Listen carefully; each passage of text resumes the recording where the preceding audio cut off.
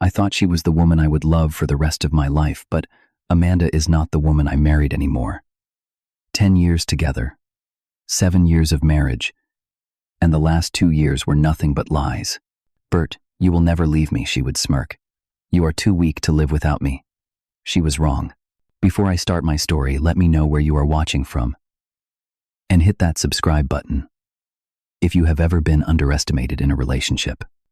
I was 28 years old, working as a software engineer at a tech company in Seattle when I first met Amanda. Our paths crossed at an art exhibition on a rainy Friday evening. I remember being immediately captivated by her confidence, intelligence, and radiant smile. She was 26, working in advertising, dynamic and full of ambition. Her laughter filled the gallery as she passionately explained the abstract painting in front of us. I found myself hanging onto her every word, even though modern art had never been my thing. "What brings a tech guy to an art gallery?" she had asked with a playful smile. "Trying to convince myself I have a life outside my computer screen," I replied, making her laugh. That night we exchanged numbers, and by the end of our first date at a small Italian restaurant downtown, I felt something I had not experienced before.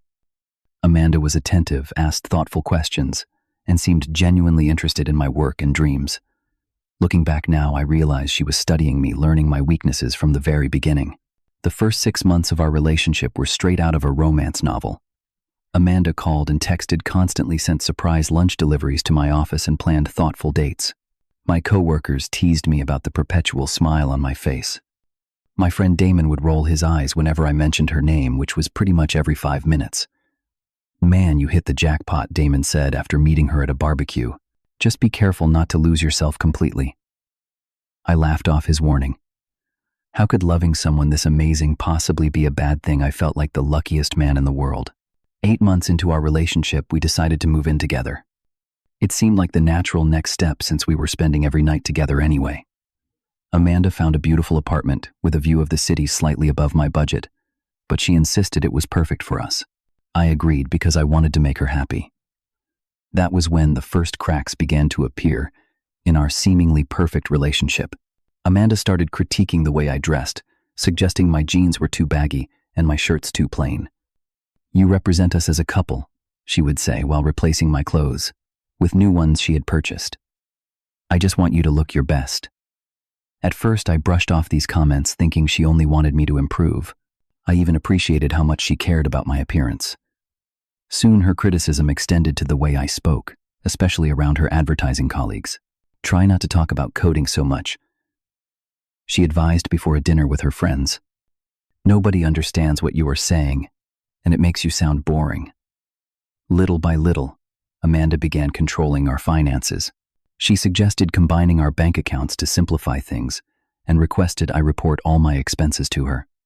Meanwhile, she spent freely on clothes, dinners, and weekends away with her girlfriends. "I work in advertising, Burt," she would explain. "Appearances matter in my industry. These are investments in our future." Increasingly, I found myself feeling inadequate, as if I was never quite good enough. But I was deeply in love and convinced that these were minor issues that would resolve themselves over time. After 3 years of dating during a vacation in Hawaii that I had been saving for months to afford, I proposed to Amanda on a sunset beach.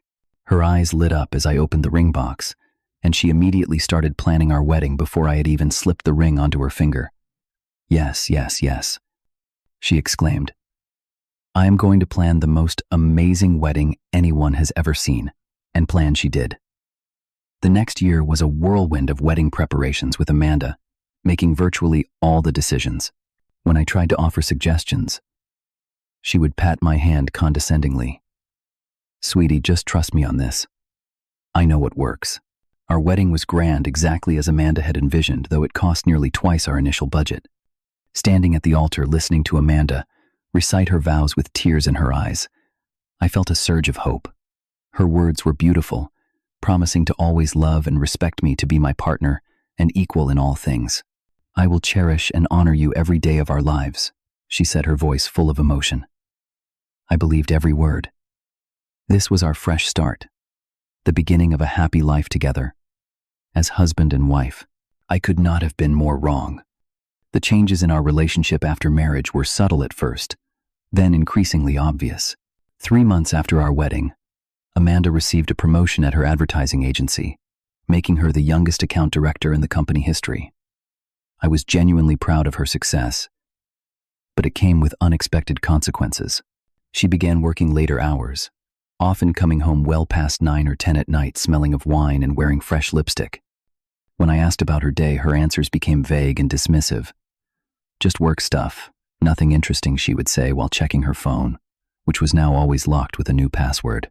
I noticed she would step outside to take certain calls, speaking in hushed tones, and immediately hanging up if I walked nearby. At first I pushed away my suspicions, telling myself I was being paranoid and that her job was demanding and stressful. Gradually, Amanda began isolating me from my friends. She would roll her eyes whenever Damon or Tom called, making comments about how childish they were, or suggesting they were jealous of our relationship. "Real men grow out of those college friendships," she remarked once after I returned from a basketball game with the guys. "You should be networking with more successful people." Under her constant pressure, I began declining invitations, making excuses to avoid game nights and barbecues. Soon my phone stopped ringing altogether.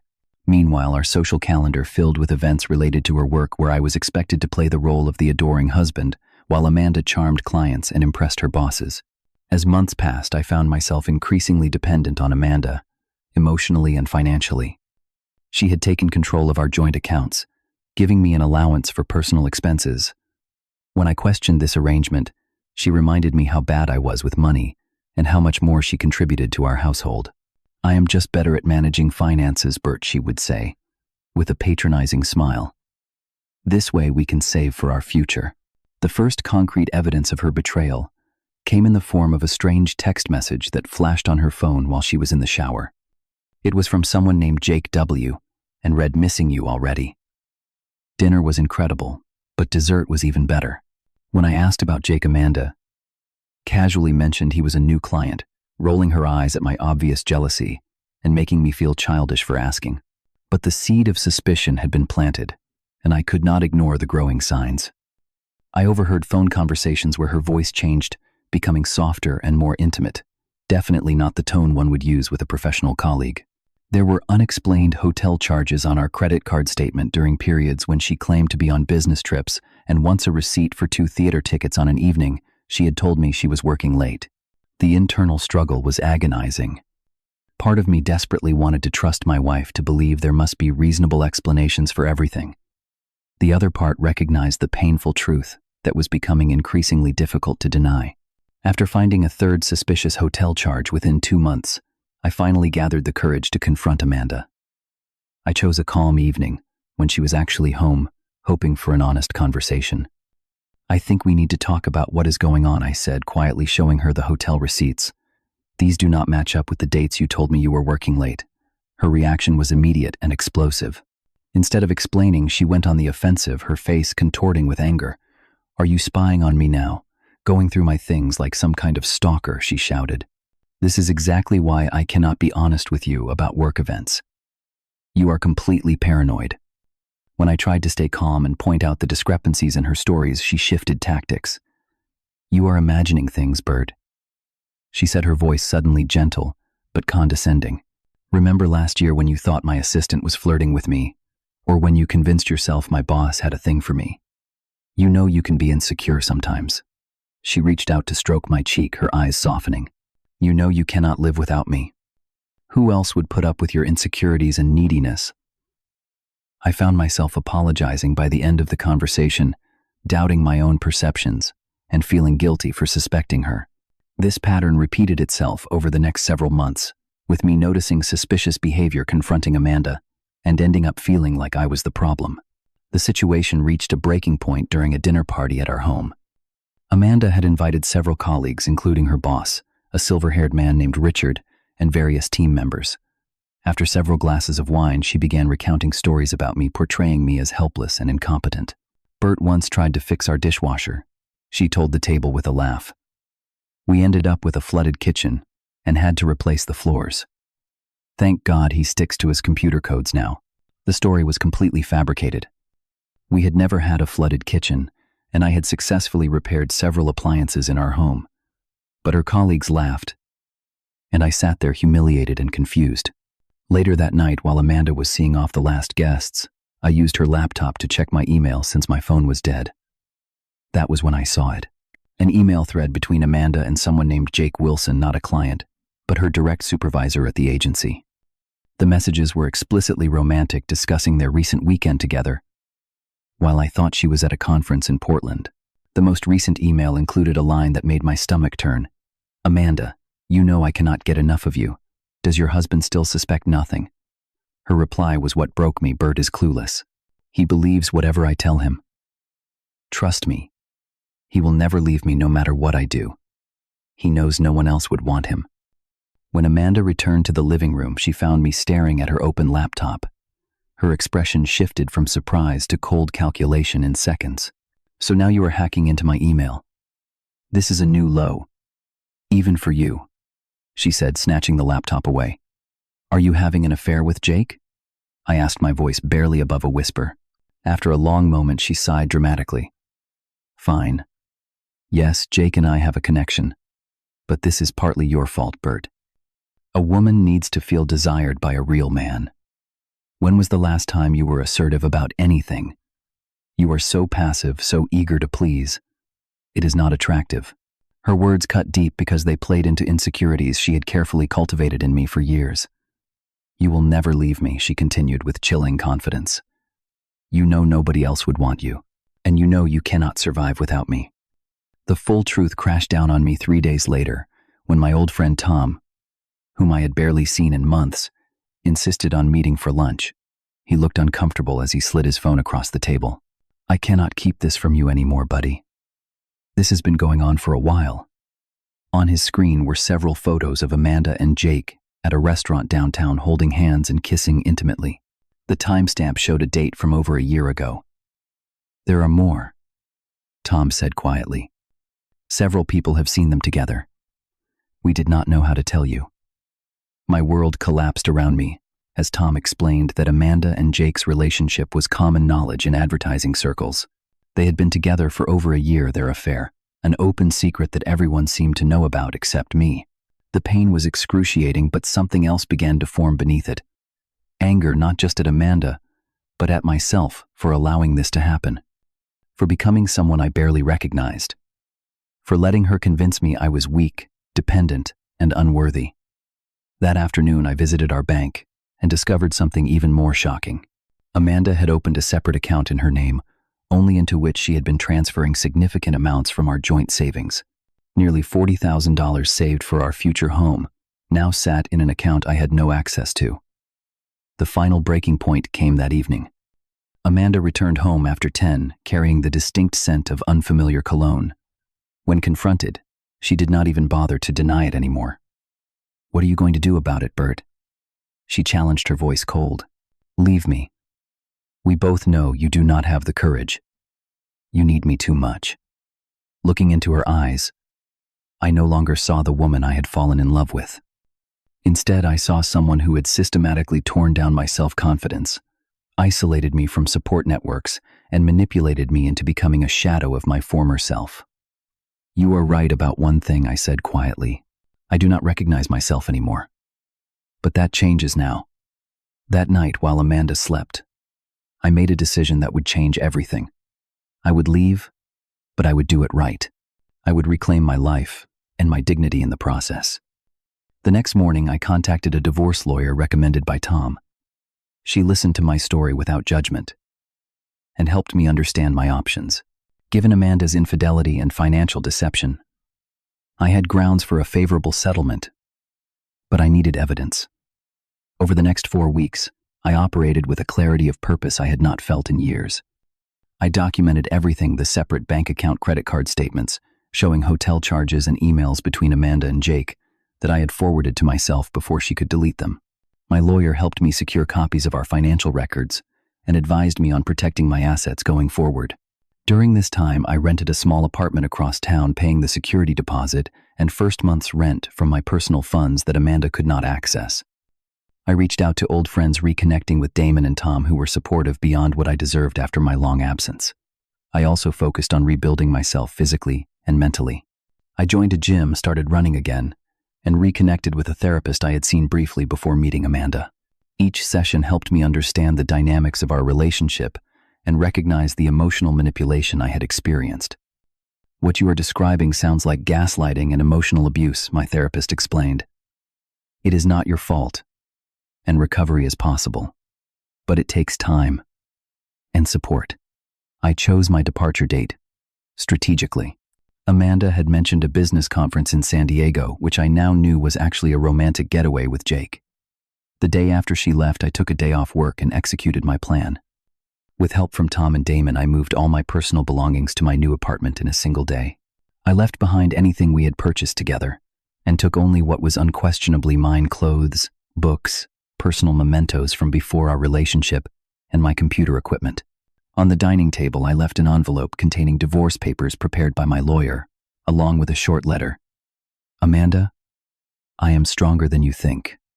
Strong enough to walk away and start over. Thank you for teaching me the value of self-respect. I wish you well with Jake. The lease is paid through the end of the month. Burt." I changed my phone number that same day, keeping my new contact information private, except for a small circle of trusted friends and family. Then I waited for the storm I knew would come. The reaction was swift and intense.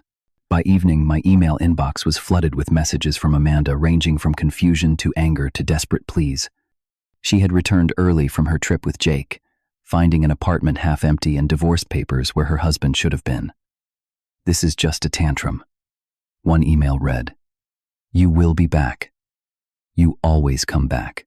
2 days later, Amanda showed up at my workplace, creating a scene in the lobby. My boss, who had been understanding when I explained my situation, had security escort her out while I slipped out the back entrance. That night, she left 27 voicemail messages on my work phone, alternating between tears and threats. "I will destroy you," she hissed in one message. "No one leaves me. No one." Through mutual friends, I learned Amanda was spreading rumors about me, claiming I had abandoned her without warning that I was unstable, even suggesting I had been abusive. But the friends who mattered already knew the truth, and those who believed her lies were people I had lost long ago to her isolation tactics. What Amanda had not counted on was how quickly karma would catch up to her. Within 2 weeks of our separation, I received an unexpected email from Jake's wife, Lauren, who had discovered their affair and was filing for divorce herself. She asked to meet, hoping to compare notes for both our legal proceedings. Over coffee, Lauren revealed that Jake had ended things with Amanda immediately after learning I had left. He told her he was not interested in actually being with her. He just liked the excitement of the affair, Lauren explained with understandable bitterness. He said Amanda became too available once you were gone. The professional consequences came next. When their affair became public knowledge at the agency, both Amanda and Jake faced backlash. Office relationships, especially between supervisors and subordinates, violated company policy. Jake, with his seniority and connections, received a formal reprimand, but kept his job. Amanda was not so fortunate. Already disliked by many colleagues for her cutthroat attitude, she found herself increasingly isolated at work. When the agency lost a major client and needed to downsize, Amanda was among the first let go officially for budget reasons, but everyone knew the real cause. Through Tom, who still had connections at the agency, I learned that Amanda had been struggling to find comparable work. Her reputation had been damaged, and the advertising world in Seattle was surprisingly small. Meanwhile, my own life was transforming in ways I could not have imagined. Freed from the constant criticism and emotional manipulation, I rediscovered parts of myself that had been suppressed for years. I started playing guitar again, joining a local band that performed at coffee shops on weekends. I trained for and completed a half marathon, something Amanda had discouraged as a waste of time. At work, I threw myself into new projects, earning a promotion within 6 months. My boss cited my renewed creativity and confidence as factors in the decision. The raise helped me feel more financially secure as the divorce proceedings continued. Through a running group, I met Lisa, a psychologist who specialized in trauma recovery. Our friendship developed naturally without pressure or manipulation. Lisa listened more than she spoke, asked questions without hidden agendas, and respected boundaries in a way that made me realize how abnormal my relationship with Amanda had been. Healthy relationships should make you feel more like yourself, not less, Lisa explained during one of our post-run coffees. 9 months after leaving Amanda, our divorce was finalized. The documentation of her infidelity and financial deception helped secure a fair settlement, including recovery of a portion of the money she had hidden. The process was draining but necessary, a formal ending that allowed me to truly move forward. The greatest test of my healing came unexpectedly 1 year and 2 months after I had walked away. I was shopping at a farmer's market downtown when I spotted Amanda across the produce section. She looked different, somehow thinner and less polished, without the confident glow that had once been her signature. Our eyes met, and after a moment of hesitation, she approached me. Gone was the manipulative charm or cold anger I had come to expect. Instead, she seemed genuinely subdued. "You look good, Burt," she said quietly. "Really good." "Thank you," I replied, surprised by the lack of emotion I felt. No anger, no hurt, just a calm acknowledgement of our shared past. We spoke briefly, awkwardly. She had found a new job at a smaller agency, but admitted it was not what she had hoped for. Jake was engaged to someone new less than 6 months after his divorce from Lauren. Her parents, who had adored me, were still disappointed in her choices. "I made a terrible mistake," she said finally, her eyes meeting mine directly for the first time. "With Jake, with how I treated you, with everything. I am sorry, Burt. I truly am." A year earlier, those words would have meant everything to me. Now they simply confirmed what I already knew. I wished her well, and meant it not out of residual love, but because I no longer needed to carry anger or resentment. Walking away from that chance meeting, I realized the true nature of karma. It was not just that Amanda had lost her job, her affair, and her reputation. The real karma was that she had to live with herself, with the knowledge of how she had treated someone who had truly loved her. For me, the pain she had caused became the catalyst for growth, for rediscovering my strength, and building a life more authentic than before. In losing what I thought I needed, I found what I truly deserved.